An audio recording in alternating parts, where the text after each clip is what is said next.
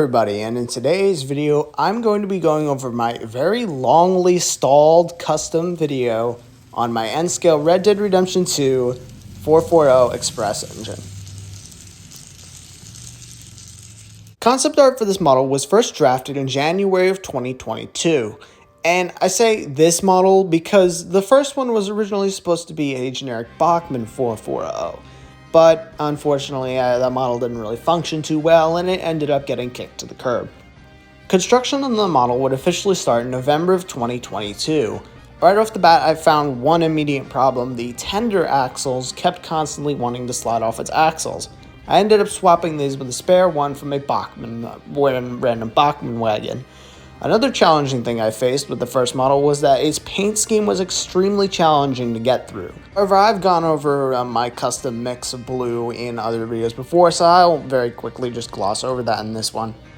Well, it had originally been printed out with name plaques, however, I've removed those recently because I would like to stick more accurate to Red Dead. They originally said Clara Clayton on the side as reference to Back to the Future 3. Get it? Because, Clara was supposed to have fallen into a ravine, and in Red Dead, the train falls into a ravine.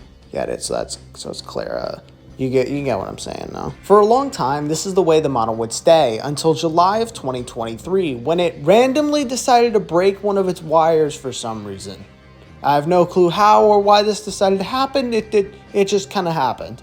Now, because I am lazy, I just decided to buy a second 440 and I simply just swapped over the tender shell, cab, and pilot truck. And then I called it a day.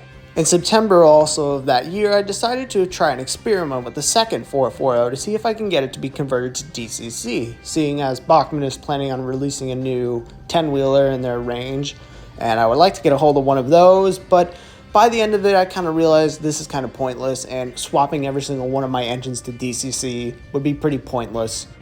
One thing I failed to mention is that the new 440 also had its fair share of problems, and its chassis had this large binding issue, but I thought I could simply just fix the problem later. In December of 2023, I decided I would officially bite the bullet and try to figure out what was going wrong with the chassis, and I couldn't figure it out. So I decided, seeing as I never had an issue with the old chassis, that I would just give it its old chassis back. And hooray hurrah, the problem went away. However, there was just one problem still left. The pickups on the tender absolutely sucked. And I decided I'll go ahead and I'll fix that later. In February of 2023, I officially bought a 2.6 Mogul, and I was able to swap the tenders. Due to my sloppy rewiring, the model had developed a little bit of a rock, but this wasn't really bothering any sort of performance, so I decided to leave it be, and I decided that was enough with the modifications. The video should be over, right? Why is there still more pages? In June of 2024, I would officially go to a hobby shop called Chuck's Trains and Hobby Depot, and over there they had a Bachmann switcher tender, like the one I have on my 10-wheeler. The Bachmann Spectrum tender is actually very good. It picks up a decent amount of power, it has a decent amount of weight, it's very cross-compatible with other engines. It's definitely something I'd recommend if you ever want to get rid of some nasty wiper pickups. And when I saw that tender in that model shop, I was like, I don't need it. I don't need it. I definitely don't need it. I don't need it. I don't need it. I don't need it. I don't need it. I need it! And goddamn, those wiper pickups being gone made a world of difference. Wheel slipping issues that I had had with this model previously were now all completely gone.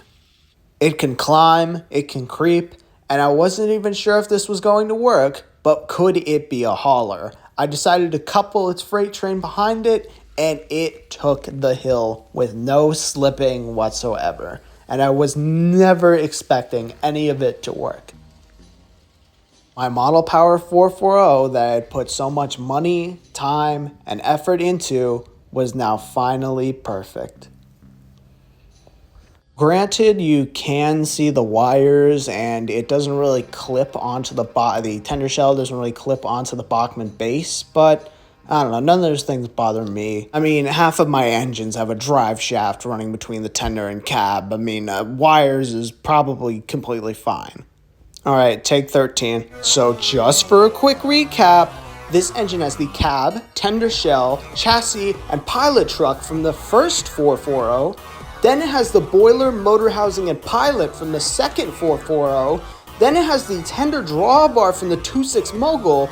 Then it has the tender chassis from the 060 kit. And to say this model is a complete hodgepodge of parts is probably a complete understatement. Okay, did you get all that? Okay, that about covers it for my Red Dead 2 440 Express engine. Thank you all for watching, and have a good one.